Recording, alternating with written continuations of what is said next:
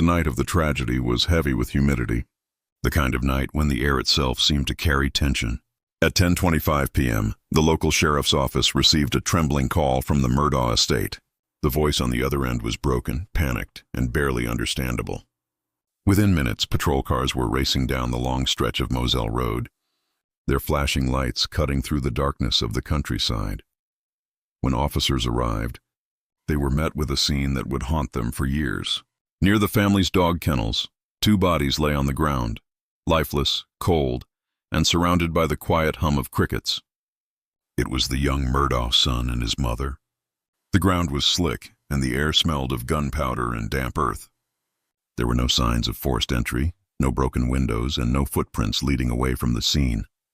Whoever had done this had either vanished into thin air or was someone who had no need to break in. The responding officers had known the family for years, which made their silence heavier. The first theories were simple. Perhaps a robbery, maybe an act of revenge.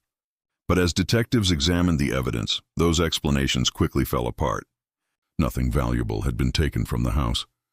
Jewelry, cash, even vehicles, all untouched. The victims' phones were still nearby. The brutality of the crime felt personal, deliberate, and emotional. As the investigation deepened, the town of Hampton began to tremble under the weight of speculation. News crews arrived, hovering like vultures around the edges of the Murdaugh property.